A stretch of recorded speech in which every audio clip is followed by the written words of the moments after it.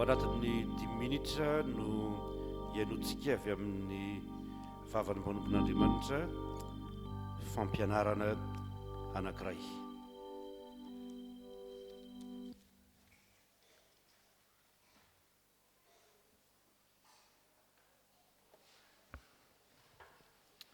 Amin'ny anaran'ny tompondray ry havana no era-panatsika tafiditra aty amin'ity trano fiangonantia na izy na isa arabaina manokana sika lehilahy bonne fête papa mbola isy ihany ny resaka aorinan'izay. Misy olo tena ny mpiasan'ny fampianarana aho amin'ity 10 minitra ity mino afa-tsy ho laniko ny 10 minitra akory. Isika mpianatra isika ray aman-dreny izay no hitodriana manokana eto ao anatin'ny vanim-potoana fanadina isika zao na ny sondra kilasy na ny fanadinam-panjakana indrindra isika ihany koa anao fanadinana ara-piangonana ny sefala sy ny setela rehetrarehetra zany dia ampianarina ampatsahivina indray ianao anio mahaiza manatrika fanadinana. Tsy misy antony tokony hampangovotra, tsy misy antony tokony hampatahotra. Rehefa niomana nandritry ny taona ianao tsy izy tokony hampangovotra anao io, vitanao io ary dia mampahery anao zahay fa vitanao io dia mitsodrano anao zahay.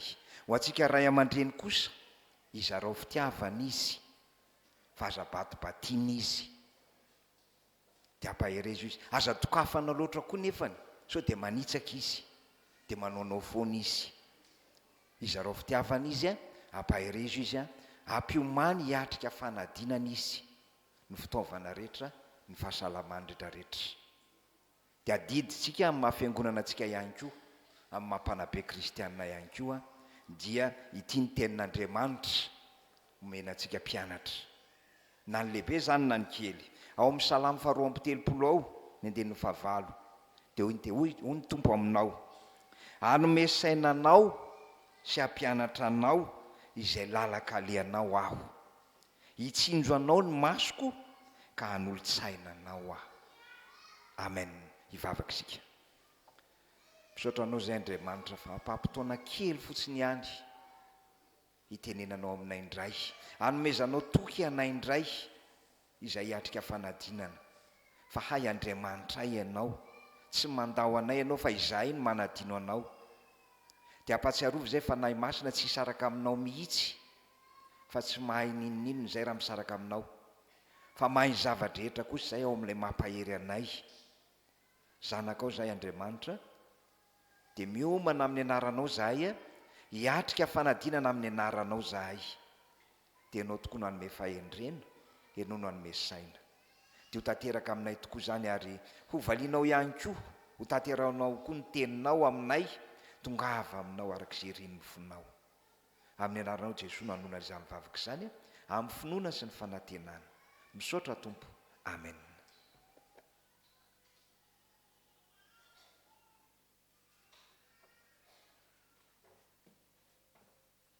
Miroso amin'ny fankalazana ny tenin'Andriamanitra sika ny hira voalahatra eny amin'ny solaitra.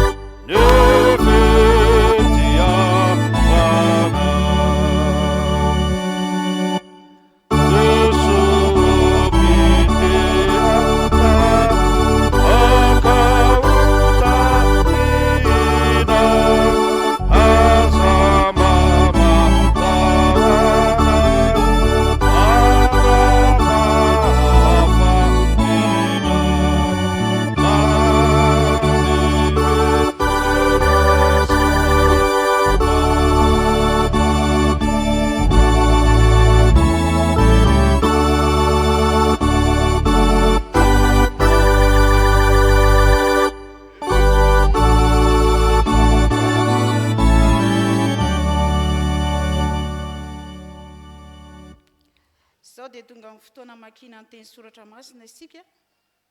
Izany dia hitantsika ao amin'ny Zakaria 4:1 ka hatramin'ny 7.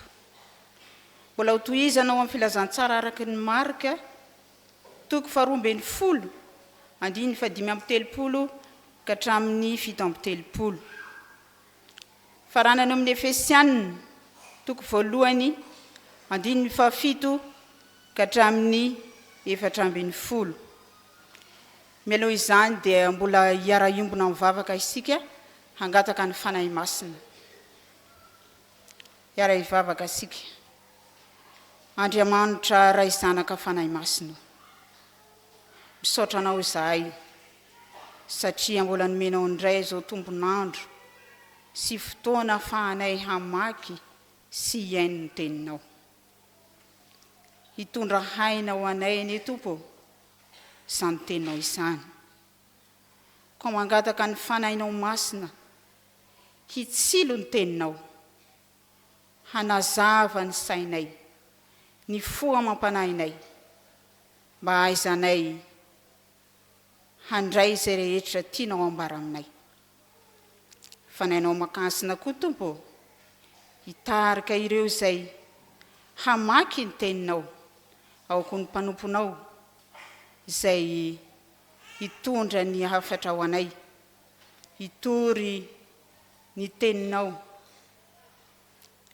tariny fanahinao masina koa izy ireo.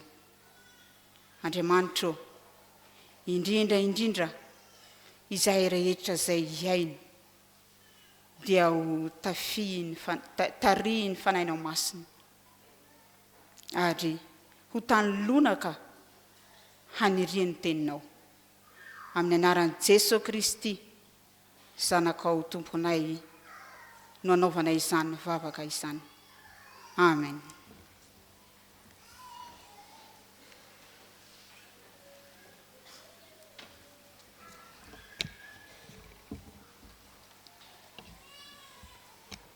Zakaria 4:1 ka hatramin'ny 7. Vakitsika amin'ny anaran'i Jesosy. Ary niverina ilay anjely nyresaka tamiko ka namoa ahy toy ny foazina amin'ny torimaso, dia hoy izy tamiko, inona no hitanao? Ary hoy izao, hitako fa indro nisy fanaovan-jiro tena volamena, ary ny fitoeran-dilo-ilony dia teo an-tampony, ary ny lela fanaovan-jiro 7 kosa dia teo aminy, ary nisy fiantsoana 7 avy tamin'ny isan'ny lela fanaovan-jiro izay teo an-tampony, ary nisy hazo lovea 2 teo anilany, ny anankiray teo amin'ny fitoeran-dilo-ilony ary ny anankiray eo amin'ny ankavia. Dia niteny tan'ilay anjely niresaka tamiko aho, nanao hoe, inona ireo Tompoko? Ary hoy ilay anjely niresaka tamiko dia namaly ka nanao hoe, tsy fantatrao va ireo? Fa hoy izao, tsy a Tompoko. Dia namaly izy ka nanao tamiko hoe, izao ny teny Jehova amin'ny Zerobabela, tsy amikery na ampantanjahana fa amin'ny fanahy ho Jehova Tompony maro. Iza moa ianao ry tendrombohitra lehibe, ho tonga lemaka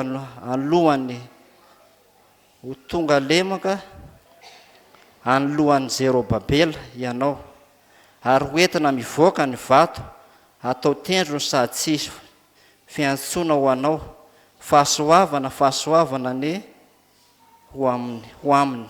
Amen.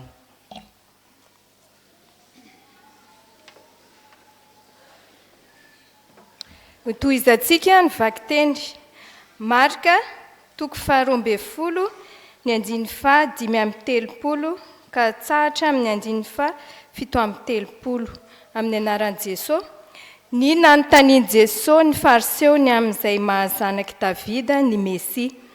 Ary Jesosy raha nampianatra teo an-kianjan'ny tempolo dia namaly ka nanao hoe, ahoana no lazain'ny mpanorandalàna fa Kristy no zanaky Davida?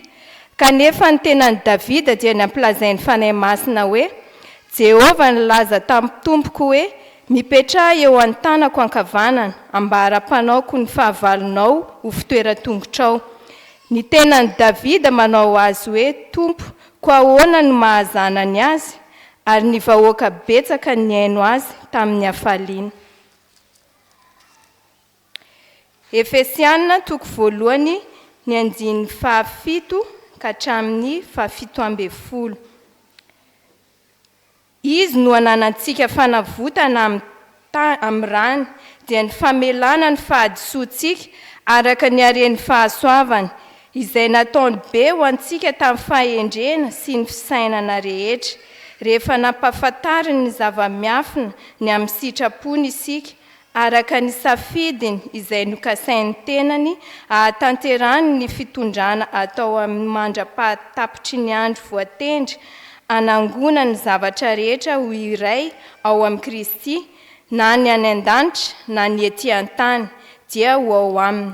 Ao aminy koa no nanaovana antsika olovany rehefa notendrena rahateo isika araka ny fikasany izay mahefa ny zavatra rehetra araka ny ankasitrahany fony mba ho fiderana ny voninainy izahay izay nanantena ny Kristy anareo rahateo.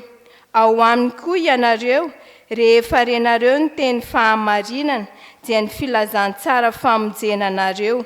Eny, ao aminy koa ianareo rehefa nino no nasiana tombo-kase tamin'ny fanahy masina araka ny teny fikasana.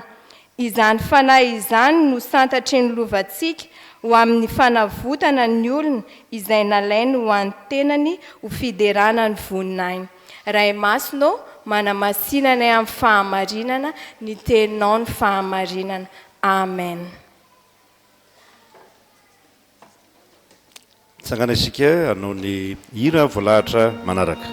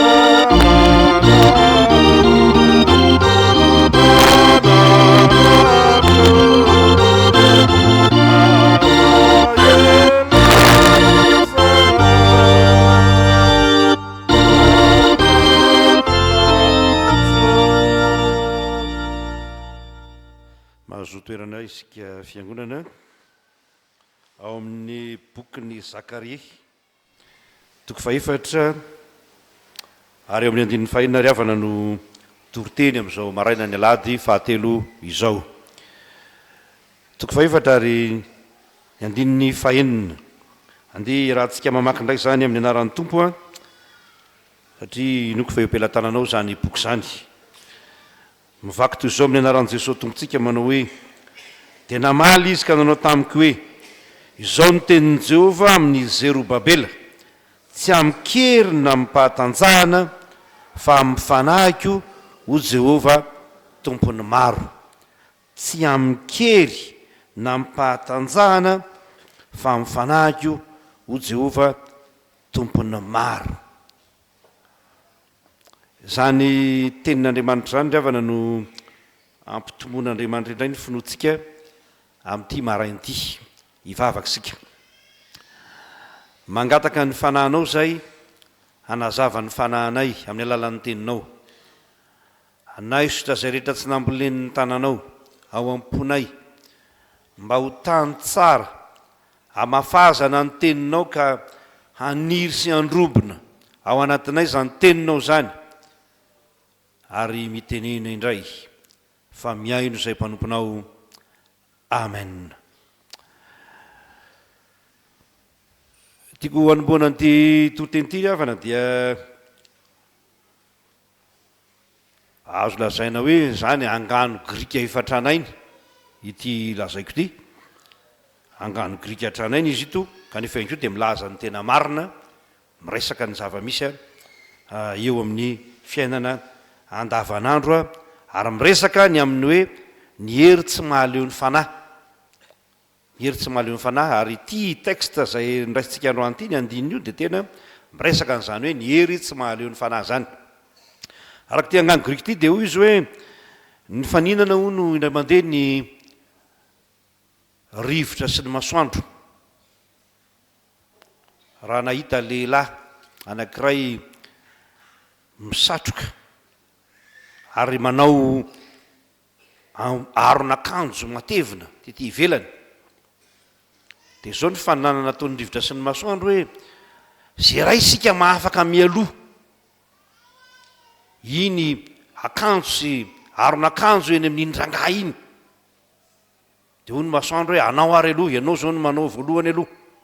Mitsoka ny rivotra, mitsoka mafy dia mafy, ary farany mafy ny fitsofan'ny rivotra, kanefa dia no azon'ilay rangaha ny satrony ary nazon'ny tsara ny akanjony. Tsy nahafaka n'ilay satroka sy akanjo zany ny rivotra. Anjarako indray zao ny masoandro, ny balika moramora ny masoandro, ary ny anafana, ary rehefa ny anafana ty masoandro ty dia ny soro n'ilay rangaha moramora ny satrony sy ny ambonina akanjony fanafana izy. Iza zany nandresy? Masoandro zany mandresy. Tsy mila tsofina mafy io, tsy mila anaovana herisetra, fa ny hafanana malefaka, ny hafanana zay aposaka ny masoandro dia nanala ny satroka sy ny aron'akanjo n'ilay rangaha. Ary tsy misy hafan'izany ty texte androany ity, tsy amkerina ampahatanjahana fa ny fanahiko ho Jehovah tompony maro. Fa amin'aniny Zakaria zany ho an'ny Zerobabela. Iza moa zany Zerobabela zany? Gouverneur atao Jerosalema zany, zay nitarika reo vahoaka an'Andriamanitra nody, reo andihany voalohany nody avy any Babilôna i Zerobabela. Ary tsy hoe nody fe nody fotsiny reo, fa rehefa tonga tao amin'ny taniny tao Jerosalema dia nanorina indray, nikasa hanorina indray ny tempoly, zay misy lanjany lehibe dia lehibe teo amin'ny Israely. Ny fanafoanana ny tempoly, ny forodanan'ilay tempoly voalohany nataon'ny Solomona dia milaza ny amin'ny faharavan'ny fanatrehan'Andriamanitra, ny faharavan'ny fihavanana amin'Andriamanitra. Ary hitantsika amin'izany raha vao manomboka ty faminaniany Zakaria ity dia afatra ho an'ny Israelita, miverina amiko ianareo Jehovah tompony maro, dia mba hiverina aminareo kosa.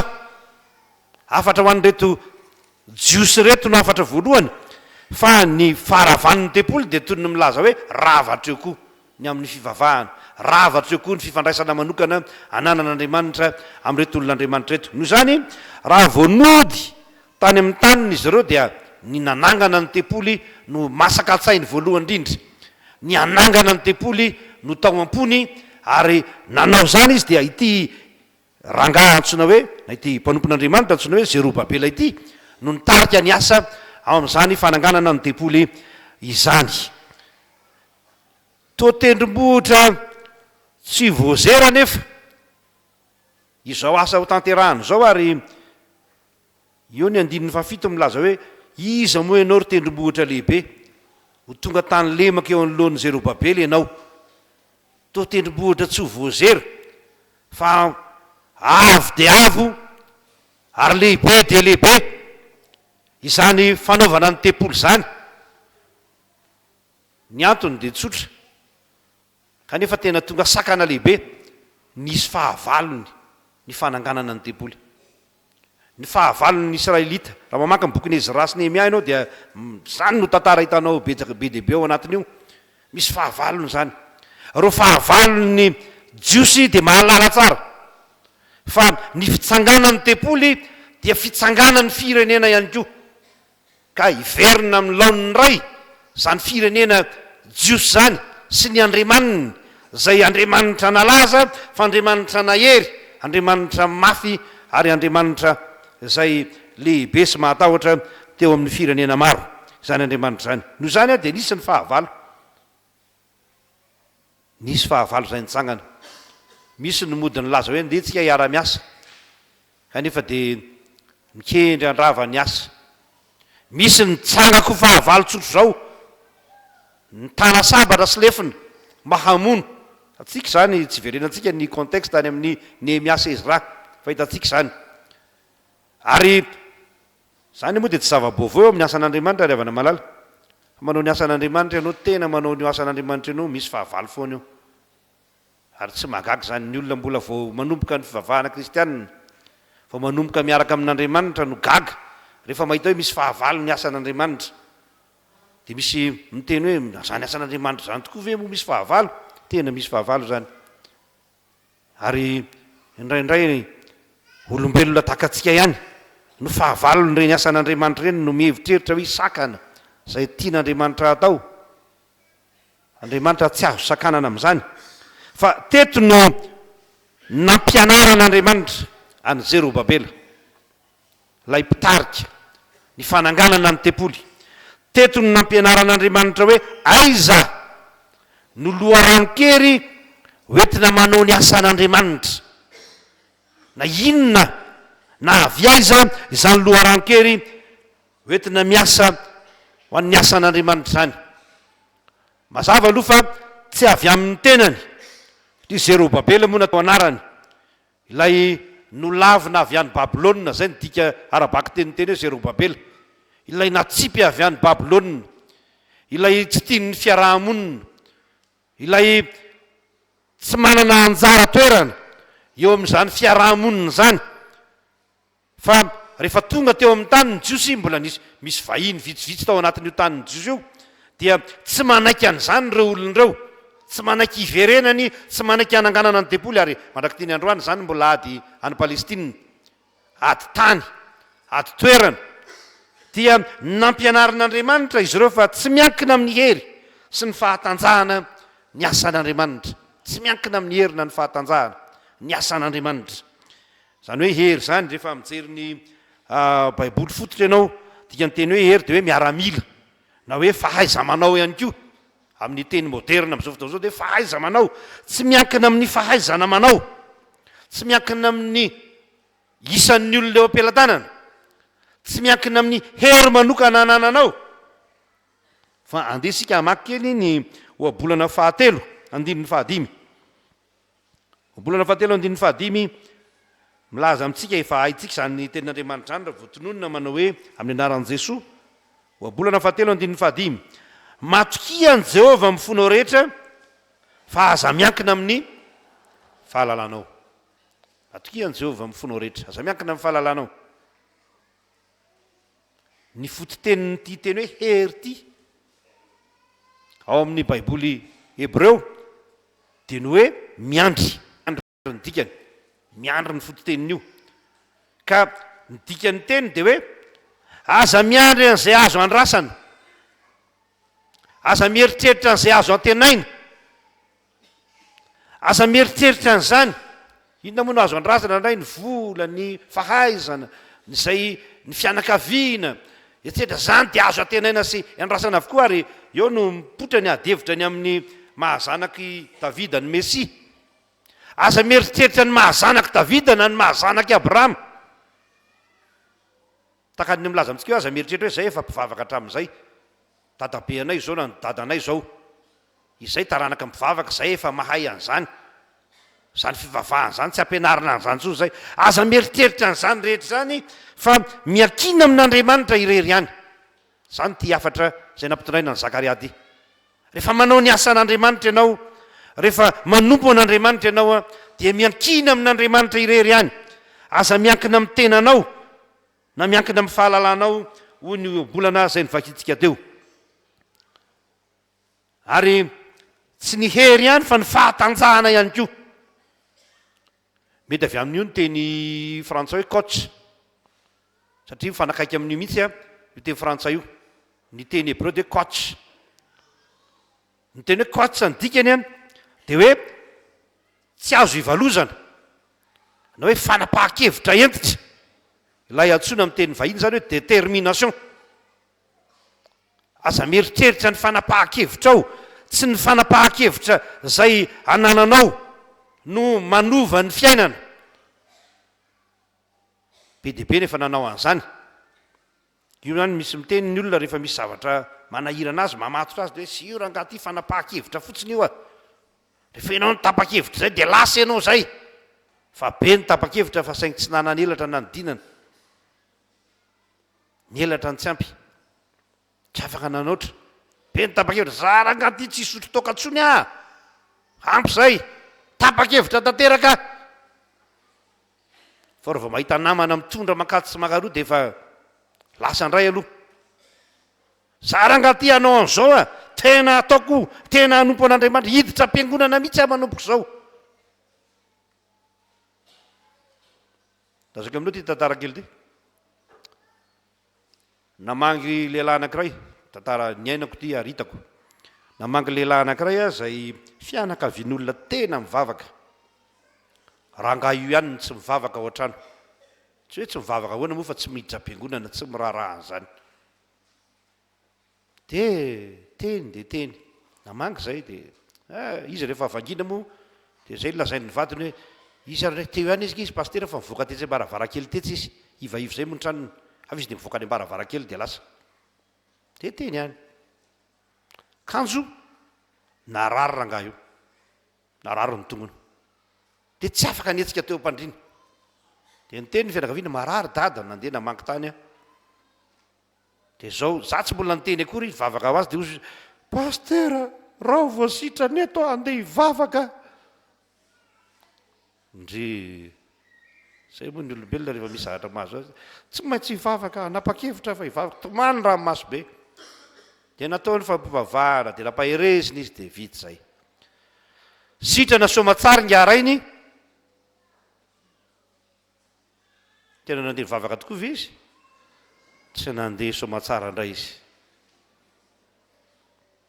alahelo milaza aminao ry avana fa tantara mariny ty lazaka anao ty fa tapaka lalandray rangahy io novangina indray tena hivavaka pastera zay izy va tena tapa-kevitra kanjo herinandron'io lasa nodimandry tsy maintsy mieritreritra tsara tsika ry avana fa tsy ny fanapahan-kevitra ao fa ny herin'Andriamanitra miankina amin'Andriamanitra miankina amin'izy Andriamanitra irery ihany rehefa mieritreritra amin'ny herintsika mantsika dia misaotra an'Andriamanitra tsika fa misy fanazara-teny zay ampanaovin'Andriamanitra tsika ny fanazara-tenany tsy fahombiazana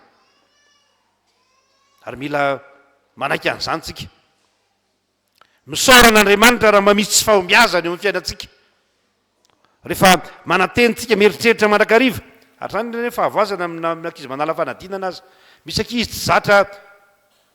tsy zatrany hoe tsy afa-panadinana zany nanao ny CEP afa-panadinana manao ny BEPC afa-panadinana manao baccalauréat afa-panadinana miakatra eny amin'ny université tsy afa-panadinana tetezina daholo ny université rehetrehtra zao manao concours ato zay ro tsy afa-panadinana firifiry moa ny ankizy namony tena noho izany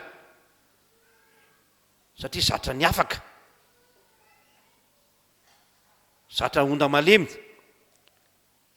indraindray metehitra hoe za dia mahay za dia mahalala efa fantatro zany rehetra zany ary ambony ny fahalalako sainky tonga amin'ny fotoana anehoan'Andriamanitra fa tsy mitondra makaiza ny hery kely eo ampelantanan'olombelona lozan'izay manao ny sandry ny olombelona ho nofo noho ny solatra masina lozan'izay matoky olona matoky ny tenany aza matoky ny tenanao fa miakina amin'i Jehova hoy ny filazany io abolana inona no eterana inona ny loharanony hery hoentina manompo an'Andriamanitra manangana ny tempoly zay toy ny tendrombohitra goavana be sarotra ny manjera azy ny fanahan'Andriamanitra no manome hery ilaina hahavitana ny asan'Andriamanitra tompoko zange tompoko no mahatonga antsika mieritreritra manakariva rehefa manao ny asan'Andriamanitra tsy dia tena mivoly eo ampelantanana akory na ny fahaizan'ny olona na ny pastera na ny barao-piangonana na ny dekona na iza tsy eny akory io vita indray io fa ianona manao an'io mahavita an'io izy iny oliny mahavita zavatra iny tsy any hevitra tsy any no ahavitana ny asa fa ny fanahan'Andriamanitra ny fofinain'Andriamanitra dika ny teny hoe fanahy dia ny fofinain'Andriamanitra io no mampahery ny olona ka mampiditra ny olona ao amin'ny herin'Andriamanitra mahatonga ny olona ho sakaizan'Andriamanitra ho zanak'Andriamanitra ary raha zanak'Andriamanitra dia manana n'izany herin'Andriamanitra zany io no mampiditra atsika ho tena olon'Andriamanitra tokoa fa tsy any amin'ilay hoe heritsika tsy any amin'ilay hoe fanapahan-kevitra ataotsika ilaina ny fanapahan-kevitra fa tsy any ny fidirana olon'Andriamanitra ary mahazo mieritreritra sy mandiny tentsika raha mbola mahatsiarotsika kehitriny hoe za zao matoa tonga mpiandry matoa tonga dekona matoa tonga mpitandrina matoa tonga mpandray dia za rery ny nanapa-kevitra fa raha ianao rery ny nanapa-kevitra ho porofony tantara eo fa tsy ahomby ianao ary indray misy olona efa lasa avo dia avo fa midaraboka ambany dia ambany amin'ny finoana resahako ara-panahy misy olona efa tena olon'Andriamanitra ny fijery azy tena efa manao ny asan'Andriamanitra manao ny antsio zavatra ny fijery azy kanjo ray minitra dia midaraboka tonga fahavalony ny asan'Andriamanitra tonga fahavalony mpanompon'Andriamanitra tonga mpisakana ny asan'Andriamanitra manimba ny asan'Andriamanitra tsy maintsy mandinitentsika ravatra na izanao ianao na iza fa io fanahan'Andriamanitra io mantsy dia rivotra mitsoka mora io kanefa mampahery atsika ravana malala ao anatin'izany rivotra ny fanahan'Andriamanitra zany ny fofinain'Andriamanitra hoy ny filazan'ny testamenta taloha azy ny mpanolo-tsaina hoy ny filazan'ny testamenta vaovao azy ao anatin'izany Andriamanitra no mampahery ny olony dia manasanao iara-mamaky tsika eto mpamaranana an'izao toroteny izao ny mpanjaka voalohany toko 7:70 mpanjaka voalohany toko 7:70 andininy 1:40 ka hatramin'ny andininy 9:40 mpanjaka voalohany toko 7:70 andininy 1:40 tsika no manomboka azy amin'ny anaran'i Jesoa rehefa mahita ianao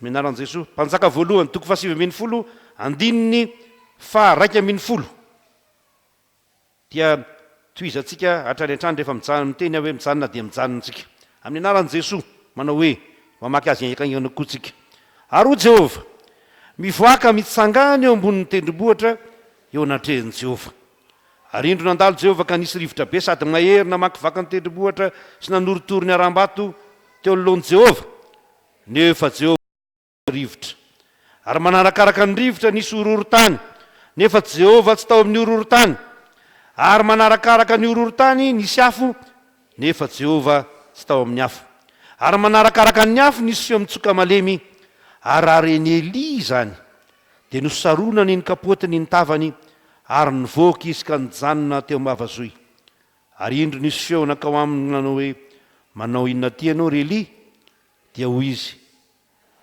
nafana dia nafana ny foko noho ny fitiavako an'i Jehova Andriamanitry ny maro fa ny zanak'Israely efa nahafoy ny fanekenao ny altaranao no ravany ny mpaminanao no vonoiny tamin'ny sabatra ary izao dia izao rery ihany no sisa nefa mbola mitady hahafatiny eky koa izy fa ho Jehova tamin'ny Eli mandehana miverina amin'ny alehanao ho any amin'ny efitra Damaskosy ary raha mbiany ianao dia hosory Azaela ho mpanjakany Siria ary Jeo zanaky Nimsi dia hosory ho mpanjakany Israely ary Elisa zanaky Safata avy any Abiala Meola dia hosory ho mpaminany andimy ianao dia toizantsika ary zay afa mandositra ny sabatry Azaela dia ho vonoany Jeo ary zay afa mandositra ny sabatry Jeo kosa dia ho vonoany Elisa nefa amela 7,000 ao amin'ny Israely aho dia ny loalika rehetra zay tsy nandoalika tamin'ny bala sy ny vava rehetra zay tsy nanoroka azy afaka malala taizy Jehova no mipotra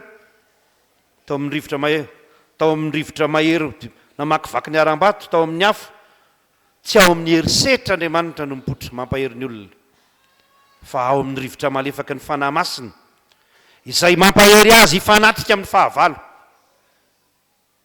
mampahery antsika hifanatrika amin'ny fahavalo tsy mamela azy hiafina ny atendrombohitra fa manome ny hery hoentina mifanandrina amin'ny fahavalo ary zany no tsy atahorantsika na dia mirondroana aza ny ranomasina hoy ny soratra masina na dia hetsika aza ny tendrombohitra na hifindra aza ny avoany dia tsy matahotra tsika satria manana azy tsika manana zany hery mahagaga zany tsika zay manala atsika amin'ny firehareana manala atsika amin'ny fiakinana amin'ny heritsika zany no ny evilona adevitra ao amin'ny marka perikupantsika teo hoe ahoana mahazanaky Davida azy satria io ny tena neteran'ny Israelita ny jiosy hoe ny Mesia dia zanaky Davida izahay dia manana ny Davida ho mpanjaka ka raha ho avy ny Mesia andresy ny firenena rehetra izy zay sisa ny manjaka eto ambonin'ny tany eto zay ny firenena matanjaka ao aorinan'izany rehetrarehetra zany tsy zany anefa no tian'Andriamanitra atao tsy olona mirehare tsy olona mieboebo tsy olona manao ny tenany matanjaka fa olona miantehitra irery any amin'ny fanahin'Andriamanitra ary zany tompoko ny fiainana kristianina zany ny fiainan'ny mpanompon'Andriamanitra tsy olona milaza ny tenany fa matanjaka tsy olona milaza hoe zay be finoana zay efa ao tsara zay manana an'izao vitanay zao zao na havita an'izao zay na nahavita an'izao zay fa olona tena miantehitra amin'ny fanahin'Andriamanitra zany hoe miankina tanteraka amin'Andriamanitra izany olon'Andriamanitra zany ary ao anatin'izany ihany no ahavitana ny asan'Andriamanitra raha misy olona tarihany fanady izy ny zanak'Andriamanitra izy ny mahavita ny asan'Andriamanitra fa raha tarihany fanapahan-keviny raha tarihany heriny ihany izy dia ho avy ny fotoana zay hakely ery azy ka tsy ahafahany manao na inona na inona intsony ary dia mifarany eo ny tantarany mifarany eo koa ny tantarany asa zay ny tanterahany sy ny kasainy Andriamanitra ny tompon'ny fikasana sy ny fanaovana zany hoe raha mikasitsika iza manatanteraka Andriamanitra manatanteraka zany ka ny olon'Andriamanitra dia tsy hoe sady mikasa ny manao fa ny olon'Andriamanitra dia mikasa ary miankina amin'Andriamanitra izay mahatanteraka ny fikasany mandihany ianao mandihany isika ka mba manaova toy izany koa amen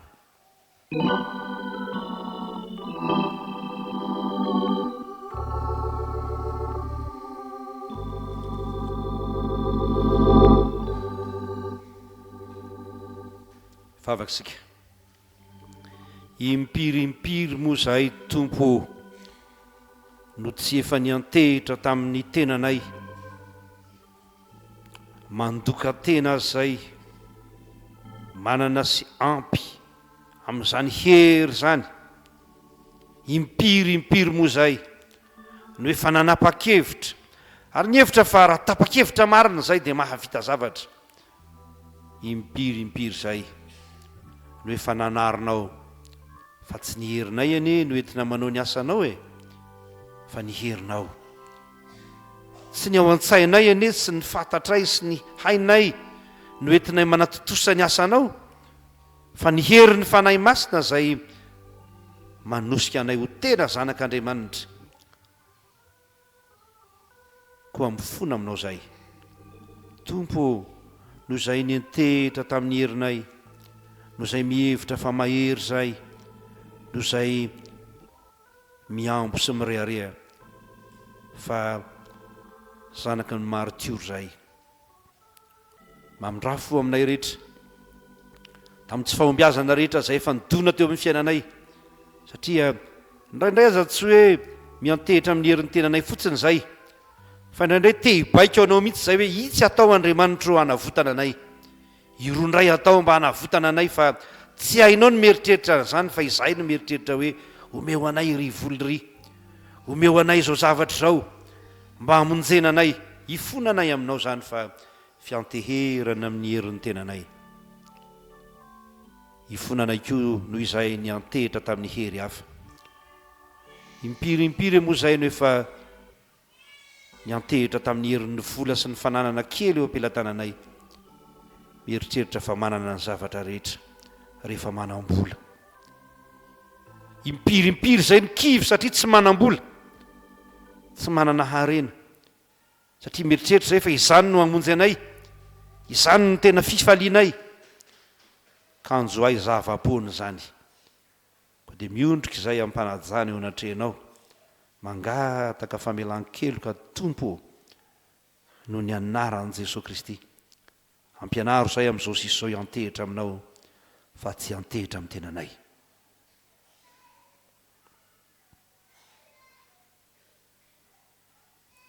dia matokony famelan-keloka omenao Andriamanitra zay ary amin'izao sisy izao dia andeha amin'ny herin'ny fanahinao zay dia ilay fanahy manolo-tsaina mpamela heloka mpanafaka ary mpitaridalana amin'ny anaran'i Jesosy nangatana izany amen.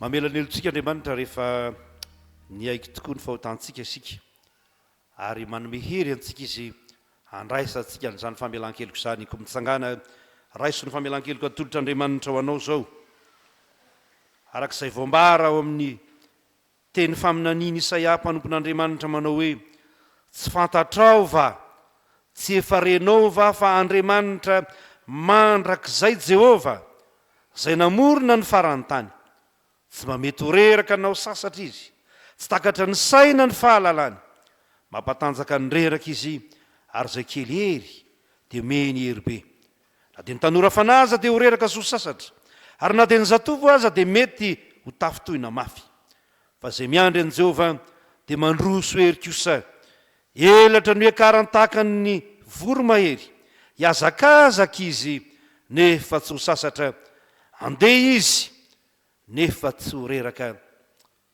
androany nefa tanteraka eto amintsika izany teny zany fa ny fanahin'i Jesosy Kristy no miara-milaza amin'ny fanahintsika fa zanak'Andriamanitritsika koa voavela ny elontsika ary afaka ny fahotantsika midy arany tompo amen. Sy voavela ny elony sy voasarona ny fahotany sambatra ny olona zay tsy sain'i Jehova eloka ary tsy misy fitaka ny fanahiny amen. Ataontsika mba vitripitrika ny hira.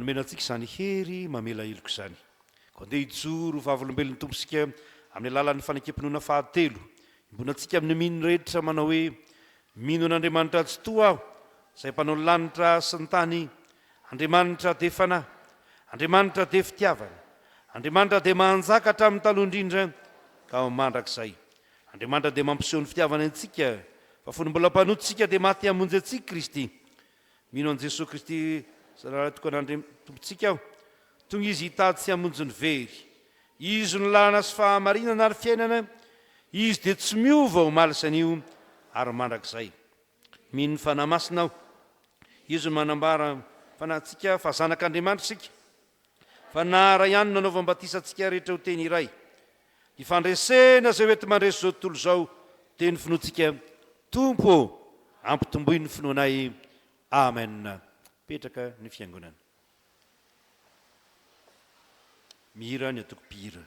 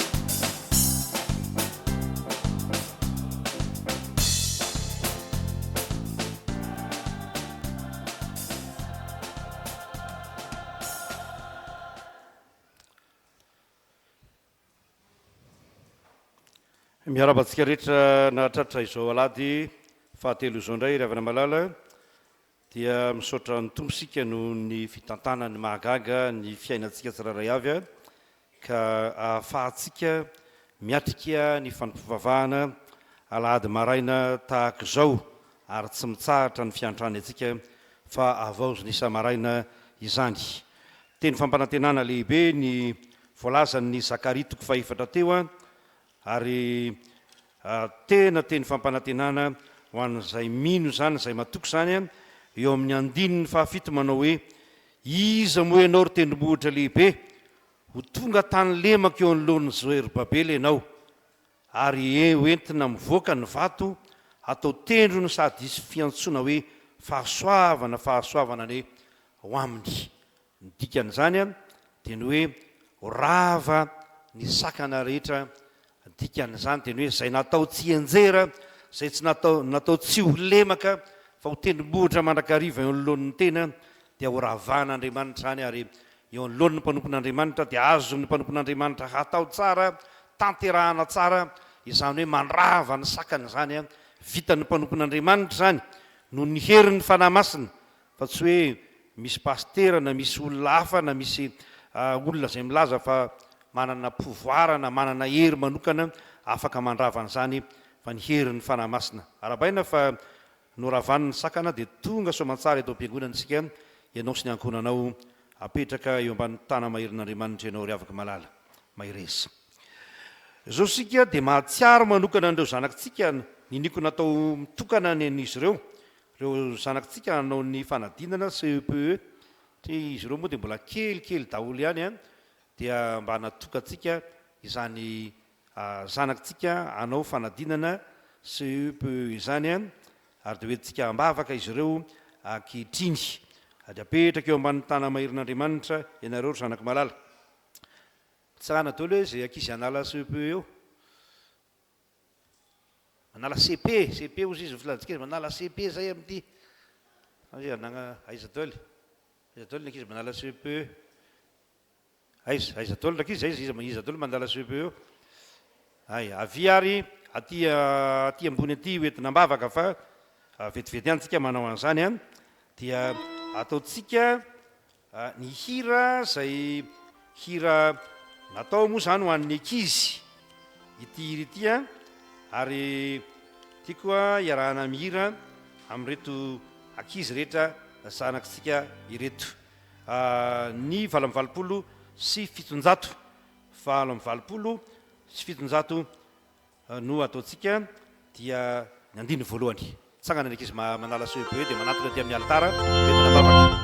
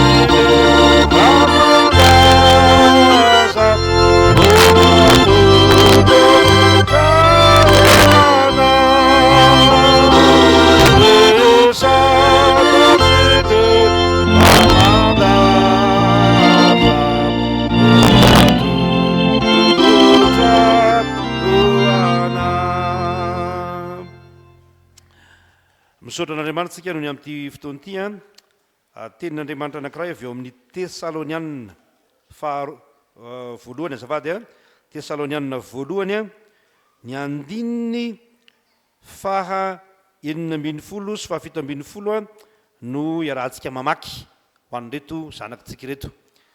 Tesalonianina voalohany toko fa efatra azafady a Tesalonianina voalohany toko fa efatra andininy toko fahadimy aty amin'ny fahadimy fa tsy faefatra lavalava ihany ambony faefatra io ka nefa dia toko fahadimy zany a toko fahadimy andininy 12 sy 17 Tesalonianina voalohany toko fahadimy andininy 12 sy 17 zao ny voalaza ao anatin'izany teny zany a amin'ny anaran'i Jesosy Kristy tompontsika miara-mamaky tsika rehetra manao hoe mifaly mandrakariva andeha averina tsara salany tsy miaraka tsara mifaly mandrakariva mivavaka aza tsahatra dia tsy amerina ntsony ihany ny torotoro hevitra mikasika ny fanadinana fa anankiray moa zany dia torohevitra ihany koa anefa ty lazaiko ty a torohevitra avy amin'ny tenin'Andriamanitra hoe mifaly mandrakariva ny olona tsy mba dia manana fifaliana tsy mahomby loatra eo amin'ny fiainany fa ny olona no tsy mahita fifaliana amin'izay ataony rehetra na tsy mahita fifaliana amin'izay ataon'ny hafa tsy ahomby izay olona izay ary na mahomby aza dia mety midona indrindrina ihany rehefa elaela fa ny andininy fahavita folo dia hoe mivavaka aza mitsahatra za zany mba te hanainga manokana antsika ray aman-dreny e fanekena nataontsika teo amin'ny batisana eny hoe hivavaka ho an'ny zanakitsikisika e hivavaka ho azy zay sampiandra azy hivavaka ka rahatratsika aza dia metehitra loatra fotsiny amin'ny zavatra hafa dia hoe io zazakely io tsy nianatra hatramin'izay tsy noentina mbavaka hatramin'izay dia zao io voboboana sokola sy lohatrondro dia magnarary eo zazakely matsirany ataon'ny olona rehefa tonga mandeha be ny sokola izy mivarotra sy ny trondro ony rehefa fanadinana tahaka zao fa omena trondro eny ankizy fa maninona mety misy heviny tokoa zany ny dokotera sy ny reo antsoina hoe pahay momban'ny sakafo moa na nutritionniste no tena mahay an'izany fa ny zava-dehibe dia hoe mivavaka ho azy tokoa ve tsika dia mba ho eto mbavaka ny ankizy tena ho eto mbavaka ary tsy hoe rehefa anao CPE ny ankizy zay vao ndao mivavaka ho an'ny ranony tsika fa dia mba ho eto mbavaka atsangano hoe ny tanana tompoko izay ray aman-dreny manatrika eo manana zanaka atao anao CPE tsakany kely tanana tompoko azafady misaotra tompoko misaotra indrindra tompoko fa dia mivavaka ho anareo zay a dia nareo koa mivavaka ho an'reto ankizy kely reto fa ianareo koa rakisy a dia mivavaka mitodi aty amin'izay nareo rakizy kely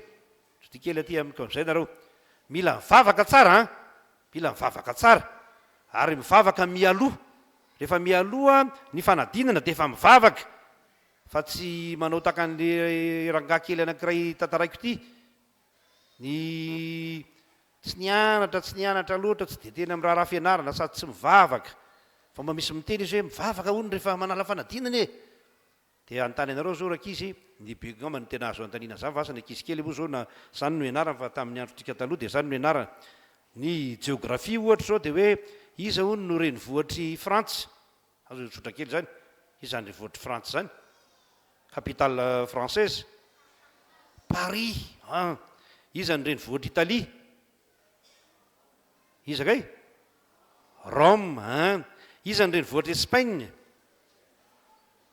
iza ny renivohitry Espagne Madrid dia nanao fanadinana hono tamin'izany CEP zany ankizikizy lehibe nanao dia nanao fanadinana le rangaha kely anankiray dia nadinina zao ny fanadinana iza ny renivohitry Espagne zay fanadinana atao anatin'ny fanadinana zay dia ny azo soratany hoe Rome ozy izy voaka ny ankizy amin'izay tao dia niteny ankizy iza ny renivohitry Espagne naletsy dia niteny ankizy Madrid ary ny ana ataoko Rome diso zany anahako dia lasa hono izy nivavaka amin'izay teny tamin'ny mama ny dada sy mama sady mivavaka mba ho eto mbavaka ary niny mba atao ve Rome ny renivohitry Espagne dia mivavaka izy Jesosy mba ataovy Rome ny renivohitry Espagne dia tena valy ve zay vavaka zay tsy valy zay fa mivavaka zany meloha vavaka aza mitsahatra vavaka tsara tsakantsika fiangonana ivavaka ho an'reto zanakitsika reto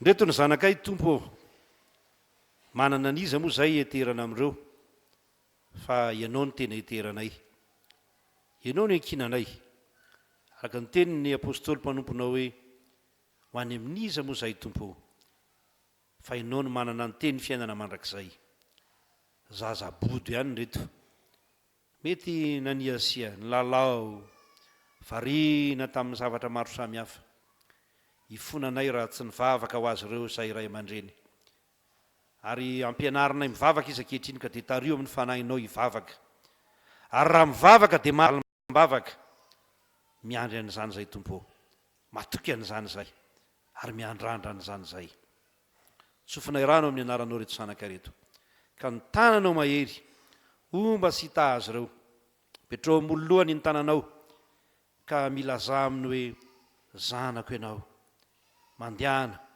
ka tanteraha aminao arak'izay irin'ny fonao sy irin'ny ray aman-dreninao anao. Voninahitra ho anao Andriamanitra, ampifaliana no andraisana ny valimbavaka rehefa tonga izany. Ary toy ny efa nahazo sady izay, toy ny efa nandray, amin'ny anaran'i Jesosy. Amen. Mahazo mipetraka fiangonana, mipetraka ianareo ankizy kely fa dia tsara tsodrano nareo afaka daholo. Nana amin'izay mipetraka. Afa-panadinana daholo.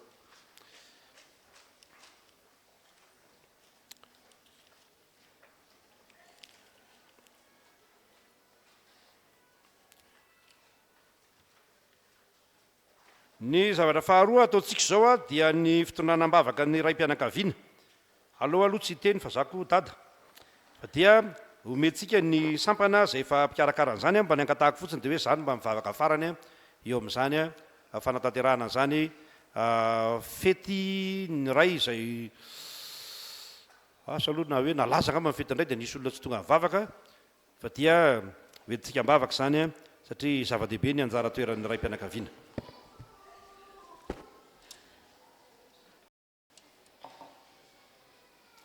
Dia mbola ho ampitombona amintsika mianakavy ry havana ny fahasoavan'ny Andriamanitra ray sy Jesosy Kristy tompontsika. Dia andro lehibe tokoa an'io natokana ho an'ny ray mpianakaviana ankalazana ny fetin'ny ray. Dia mipololotra tiam-po ny zanaka tokoa, ny vavaka sy firarian-tsoa ho anareo ray. Arabainareo satria tonga eto amin'ity toerana masiny ity, na dia teo ara ny fasairanana sy ny fakapana rehetra mahazo atsika amin'izao fiainana lalovantsika izao, dia mbola eto nareo. Dia ny fahitako azy avy eto aloha dia vitsy ny ray mpianakaviana, tena vitsy ny ray mpianakaviana tonga aty an-tranon'Andriamanitra dia tena miarahaba nareo tokoa fa nareo no mahery amin'ny anaran'i Jesosy Kristy. Dia tahaka ny mahazatra dia manolotra tononkalo ny sampana sekoly alahady ho an'ny ray mpianakaviana, dia sady manolotra ny vavaka mipololotra ao am-ponay ho an'ny ray rehetra, na eto izy aloha na tsy eto dia ho an'ny ray rehetra no anaovana azy. Ny zanaky Salema dia mirary soa sy mivavaka ho an'ny ray niteraka, na ny ray nitaiza, na ny ray manolokolo. Dia teny mamy, teny mahavelona, teny fiainana no atolotray ho anareo ray mialoha ny tononkalo. Dia aorian'izay koa moa mbola misy ny zanakitsika eto amin'ny Salema ny mpihira tany mbola hanolotra hira tsara be ho anareo ray mpianakaviana koa zareo rehefa avy eo. Fa ny tenin'Andriamanitra, teny mamy izay omena anareo ray mpianakaviana dia ho vakiana aminareo amin'ny anaran'i Jesosy Kristy. Ny Salamo 7:20 manao hoe: sambatra izay rehetra matahotra an'i Jehovah, dia izay mandeha amin'ny lalany fa hotahiana tokoa ny asan'ny tananao. Sambatra sady ambinina ianao. Ny vadinao dia tahaka ny voaloboka mahavokatra ao anatin'ny tranonao. Ny zanakao dia tahaka ny zanak'oliva manodidina ny latabatrao. Indro fa toy izany no hitahiana izay lehilahy matahotra an'i Jehovah. Hitahianao avy any Ziona anie Jehovah, ary ho faly ahita ny fahasoavan'i Jerosalema anie ianao amin'ny andro rehetra iainanao. Eny, ahita ny zafinao anie ianao, fiadanana anie ho an'ny Israely. Amen. Dia mbola misy ny tononkalo izay ho firarian-tsony ray dia aorian'izay dia ny atoko-piratany ketsa no hira ho an'ny ray mpianakaviana. Ary vita ny tononkalo dia manolotra fanomezana kely tsy adino ho an'ny ray mpianakaviana tiana ho atolotra ho an'ny ray rehetra izay tena mendrim-piderana eto amin'ny Salema nefa tsy ho vidy izany ka dia solotena ihany dia ny mpitandrina andriamatoa mpitandrina sy ny zoky olona indrindra eto amin'ny fiangonana no anolorana izany valopy izany. Ny mpitandrina dia ny zoky olona andriamatoa Rakoto Armand izay tsy hitsangana hoe ety akory izy fa hitsangana eny atoerana ihany. Dia ny sekoly alahady tsy manadino velively ny ray aman-dreny be an'ny sekoly alahady Monsieur Edmond Randrianatoandro izay nasaina hitsangana kanefa izy moa noho ny fanetretena lehibe izay ananany dia nangataka izy hoe tsy maninona fa zaho izy tsy hitsangana fa zahay tsy manadino anao président fa ray aman-dreninay foana ianao. Saotra tompoko dia mangataka ny zanakitsika izay hamaky ny tononkalo.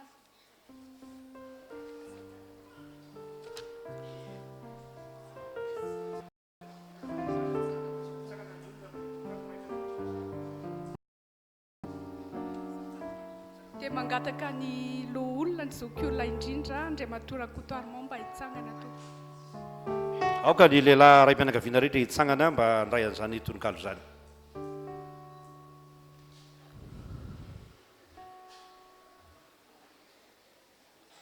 Ranay izay any an-danitra ho masinina ny eny anaranao fa ianao ilay ray mahafinaritra ny karakaranay zanakao.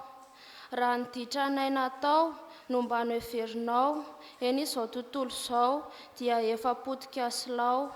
Fa ny zava mahavariana sy mbola hiderako anao dia ny nanomezanao anay any dada ty anay. Napetraka ao hikarakaranay izay ankohonana tsy navelanao mba hamarary na tolefiky ny fiainana. Tsy dada mpisotro toaka na koa mpamono vady, tsy dada mpifehy misafoaka fa mpankafy andro alahady. Ho dada vonto filazantsara amirapiratra ampinono ka Andriamanitra izay tsara no hitantana tsy hivoana. Edera laza ho anao Jesosy fa i dada no ilaza vonina hitrao. Tsy mba dada mpilavaniny na ampijaly ny akaniny, dada mpamoaka teny mamy ka na ineny miramirana. Ho an'ireo izay lasanao ny rainy, ianao mahita izay kasainy. Afatra avy amin'ny sekoly alahady ho voatay hatramin'izao ny dada eto Salema Vaovao. Mpanoratra Rafaly Arivo Mamitiana Jean, mpampianatra sekoly alahady.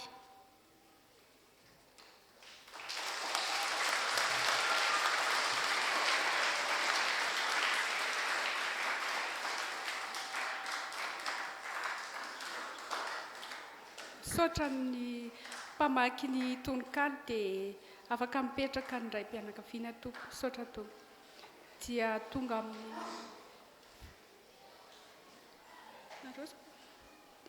mangataka ny tompo-pira tany ketsy.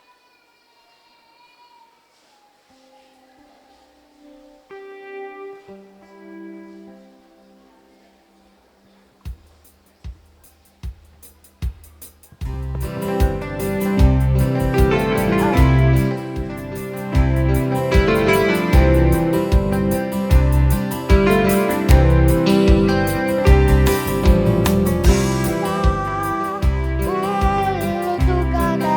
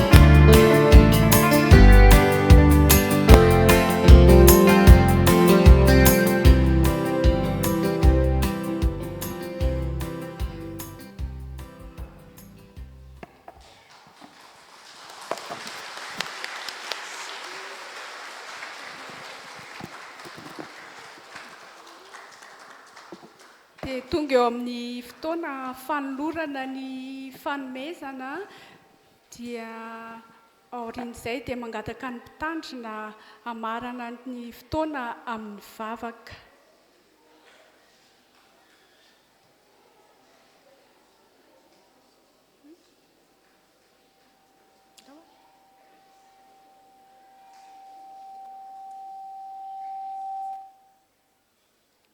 Atoko-pira Taniketsa, atoko-pira Ariela, fondrina fototra laika,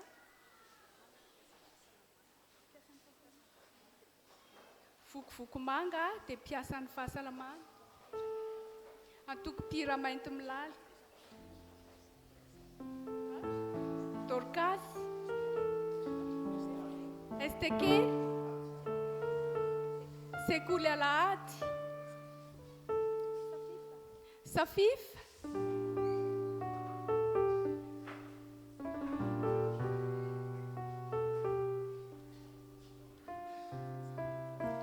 fikambanany toroteny sy katekista, Fralahin Dekona sy loholona, FF, SLK,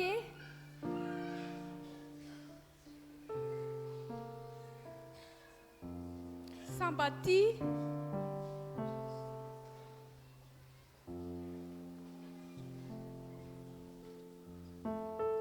mpianatra katekomena,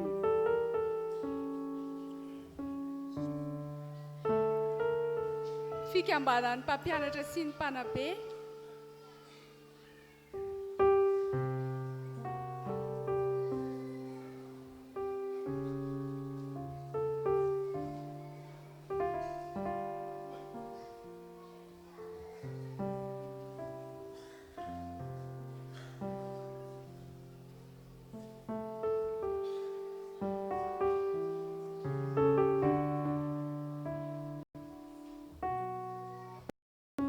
dia mirary sondrindra pasteur dia amin'ny endrika hita maso reny fa izay koa tsy manadino mivavaka ao anao mba hanafihery anao Andriamanitra amin'ny fanatanterahana ny adidy izay apetrany aminao amin'ity fiangonana Salema Vaovao ity.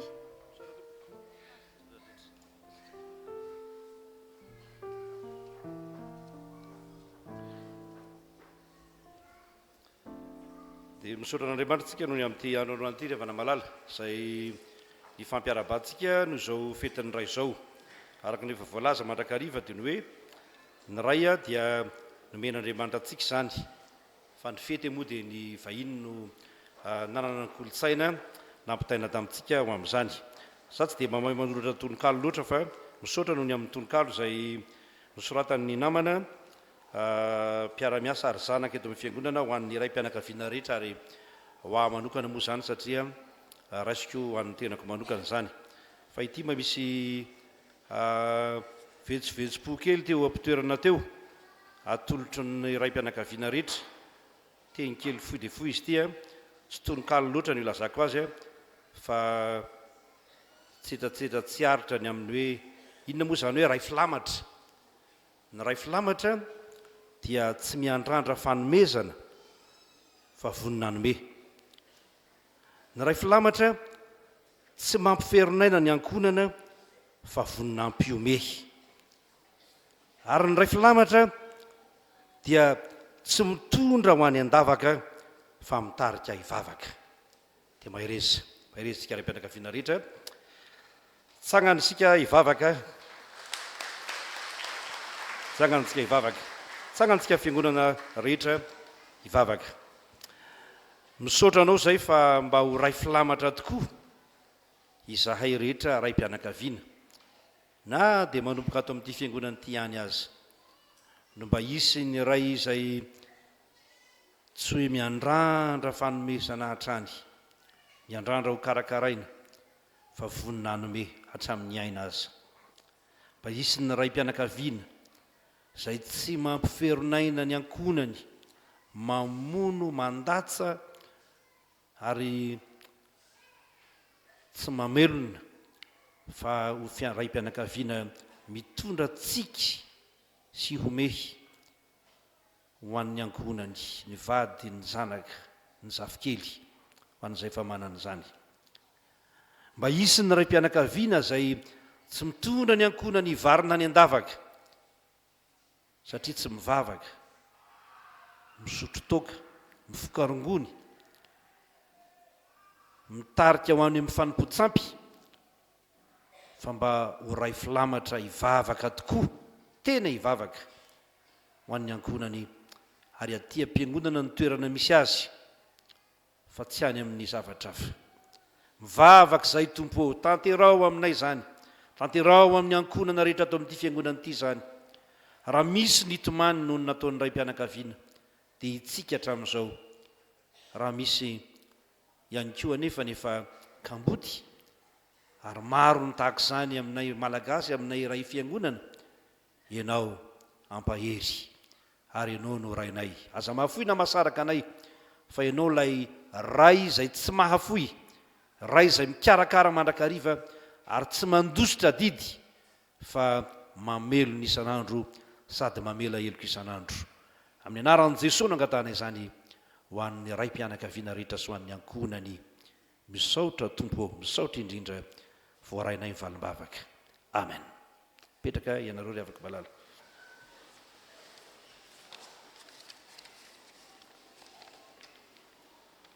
Dia manatitra ny fisaorana sy ny fakasitrahana antsika rehetra ry havana, nareo sampana sy fikambanana rehetra izay na tsy ary manokana ny ray mpianakaviana ary na tsy ary manokana anay telo mianaka ny zokiolona sy nylay ray aman-dreny be ao amin'ny sekoly-alady izay tsy manino fa lazaiko ihany zany fa dia izy no na tsy ary voalohany moa tamin'ny maraina io dia nifampiaraba ary nifampivavaka. Misaotra tompoko.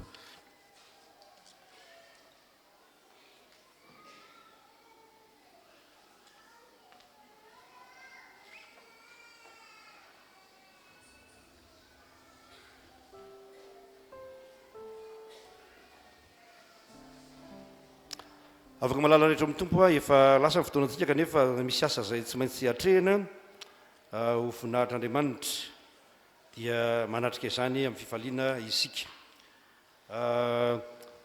Fantatsika fa efa programany ny fiangonana, tsy hoe ny andro ny an'ny FJKM akory ilay hoe fotoso filazantsara Madagasikara, fa efa programany fiangonana efa hatramin'ny herintaona ny amin'ny antsoina hoe tafika masina anatiny ato anatin'ny fiangonana. Ity an'io ty no fotoana anankiray izay tondrana-bavaka an'izany na dia ho foy ihany aza ny fotoana sy azahoana manentana antsika handray anjara amin'izany tafika masina anatin'izany ka dia mampahery antsika rehetra amin'ny anaran'i Jesosy Kristy.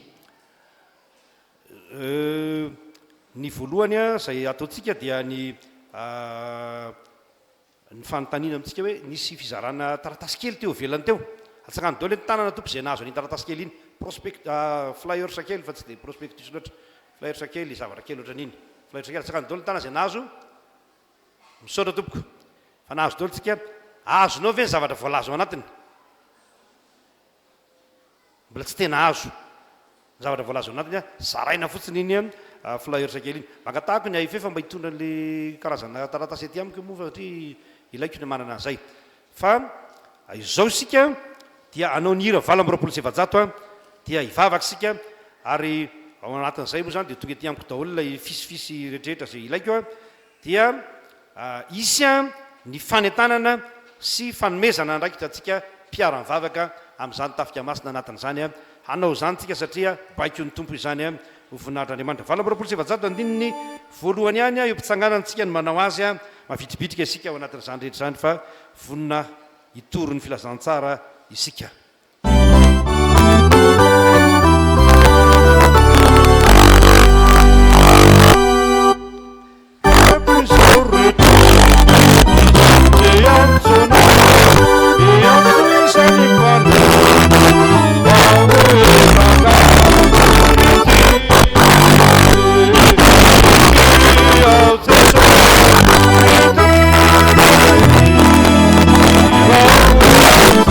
Oh,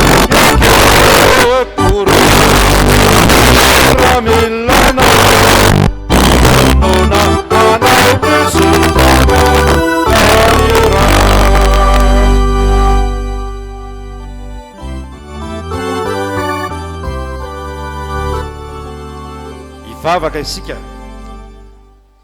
tena fahavinonana avy eo amponay zany Andriamanitro voninanao ny irakao zay ka irao inty zay ny antsoanay ianao ary namaly ny antsonao zay ary hamaly an'izany antsonao zany zay miaraha miasa aminay mba tsy ho tonga asa fanehoana fotsiny ihany hoe fiangonana ny fiangonana asa famonjena ho asa pitahina ny fiangonanao eto Salema Vaovao zao asa zao ka ampiariarindray ny voninahitra ho Andriamanitra mianaran'i Jesoa amen. Petraka ianareo ry afaka malala foy dia foy ihany ny fanazavana matokia mitsangana miantso anao izy marika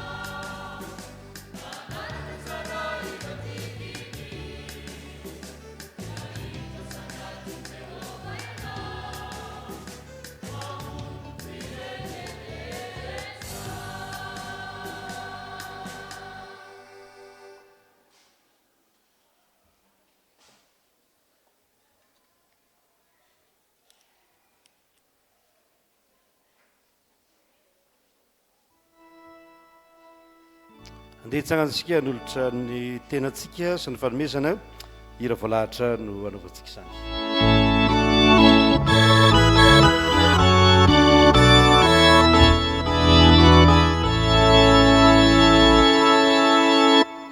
Jesu tompo, avy ao, avy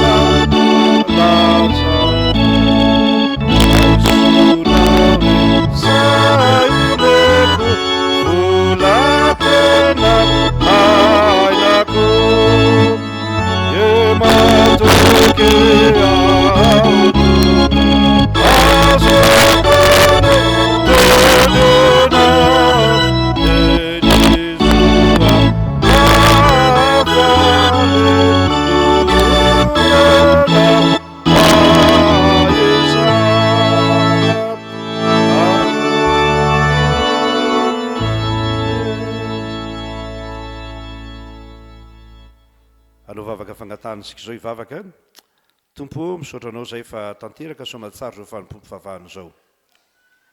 Misaotra anao noho ny fanomezana rehetra efa nomenao anay tato anatin'ity fanompoam-pivavahana ity. Nandreny teninao zay, nahazo famelan-keloka zay. Ary nampanantenainy zay fa ny herinao no andehananay fa tsy ny herinay. Dia matoky sa ny herinao zany zay. Miandrandra zany fatratra zay ary miankina amin'izany zay. Misaotra noho ny amin'ity fiangonanao ity zay miankina amin'ny herinao tokoa hatramin'ny andohany ka hatramin'izao ary ny herinao ny tanjakay tompo malalana eo. Ametraka eo ambany fahasoavanao ny asa rehetra miandry eto amin'ny fiangonana izay. Aza vela hatoky ny hery eo am-pelantananay izay. Aza vela hatoky izay isan'ny vola eo am-pelantananay izay, na izay mbola azonay tanterahana, na azonay efaina. Fa ataovy matoky amin'ny herin'ny fanahy masina izay. Ary ny fanahinao no hanosika ny fanahinay haherika, hahavita izay kasaina rehetra eto amin'ny fiangonana. Ao ny ezaka dabilio, ao ny trano vatom-piangonana, ao ny ezaka maro samihafa izay tanterahana isaky ny sampana ny fikambanana. Jesosy, anao reny rehetra reny ka dia miantehitra aminao zay. Ankehitriny misaotra anao zay noho ny amin'ny valim-bavaka efa azonay hatramin'izay ka hatramin'izao. Misaotra indrindra fa matoa zay mbola afaka manohy, afaka mijoro dia izany fitahinao zany. Mankasitraka anao manokana noho ny 150 taona ny ainan'ny mpanomponao. Fa ampy tokoa Jesosy, tena ampy an'ireny mpanomponao reny i Jesosy mpamonjy anay. Ary sitraky ny fona indrindra tompo malalanay io ny ivavaka ho an'izany mpanomponao zany mba ho ela velona ka omenao tombonandro lava iainana izy. Mivavaka aminao zay ny amin'ny mpanomponao zay nahatsiaro fa notahina sy nahazo valim-bavaka hatramin'ny kely indrindra ka hatramin'ny lehibe indrindra amin'izany valim-bavaka izany. Mamina indrindra ianao Jesosy malalana io. Tena mifikitra aminao zay ary taio mba hifikitra aminao io fianakaviana io. Taio ankamamy ianao mandrakariva ary ianao koa akafiny miaraka aminy ka hanome azy zay ilainy zay irin'ny fony. Mivavaka aminao zay ho an'izao fiangonana rehetra manatrika entony zao tompo. Tonga eto anatrehanao ireo, tsy tonga izaha volotara torotoro raha lahanjiro manentona, izaha ny akantony tempoly, fa tonga ireo hitady ianao. Ary izay mitady ianao dia ahitanao tokoa araka ny teninao. Andray fitahina avoroeny avy amin'ny Jehova izy. Ka izao fiaraha-mivavaka izao dia tsy ampody maina ny mpanomponao, fa azo heriny ampandehanana izy. Ary izy rehetra dia samy iseho anatrehan'i Jehova ka ahita fitahina ny taranaka amin'ny fandimby. Tompo malalana io vavaka manokana izay ho an'ireo havanay izay nidona paoriana. Fa misy anankiray tokoa mantsy amin'ny havanay lasa nodimandry niara-mivavaka taminay teto tamin'ity androany ity dia mivavaka manokana izay. Ao ny sampana fifoazana izay sampana misy azy na mpiandry an'izany mpanompon'Andriamanitra izany. Vavaka izay mba hampahirezanao ny ankohonan'ny fianakaviany, any ny zanany, ny vadiny ary ny ankohonan'ny tompo mampahireza. Takizany koa ny vavahanay ho an'ny fikambanana mainty milaly, fa mpikambanao anatin'izany. Izany mpanomponao zany dia mivavaka izay mba hampahirezanao azy koa. Dia atanjaka ny finoana rehetra ka ny fahoriana dia ho sekoly hianaranay ny fanarahana anao. Ny fitsapana dia ho fianarana hianaranay ny matoky anao Andriamanitra sy ny tietehitra afa-tsy amin'ny herinao rery ihany. Matoky zany zay. Raha mbola handray ny asa sy fampahirezana zay dia tsy hoentin'ny fanahanay andeha ka ody maina ny tokantrano, tsy nandray tsolontrano, tsy nandray fampahirezana, fa ho tehirizina amin'ny fanahanao zay ka haharitra hatramin'ny faran'ny tompo mba tanteraka tsara ny zavatra rehetra eo anatrehanao. Dia amin'ny anaran'i Jesosy Kristy mpamonjy anay, ny hitondrahanay ambavaka ny fiainanay rehetra eo anatrehanao. Raha misy fanindrinay, raha misy etaetany fo, dia izao ny fotoana anononanay zany ianao tompo mba tanterao indra fonao zany, fa mivavaka amin'ny finoana ny mpanomponao.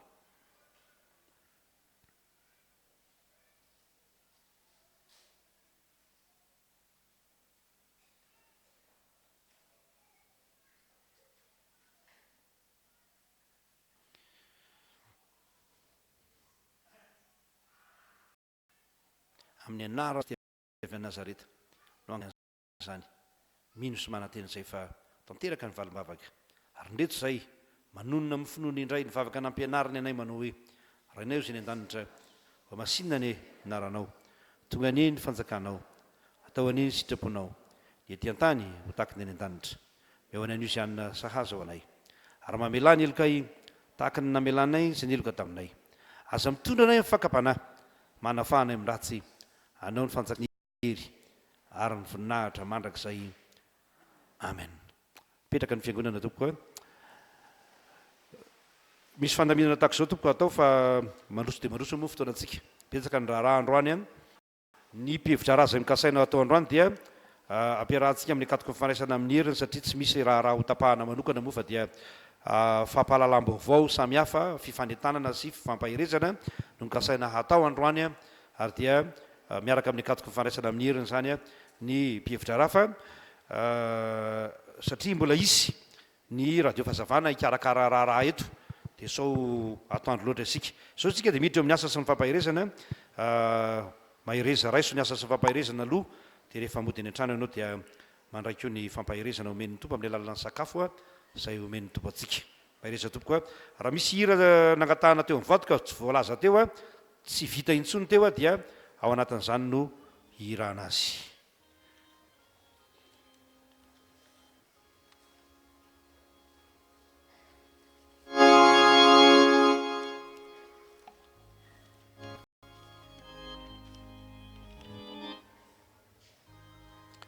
Tawar tompoko mirositsika amin'ny asa sy fampahirezana aiza nareo mpianatra tompoko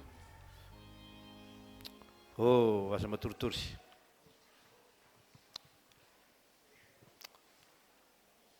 dia nona fa asa-pifazana zany moa dia aingana zany ary miasa amin'ny finoana isika tawary 5:70 andininy voalohany sy ny faharoa no iraina dia mandroso amin'izany tsika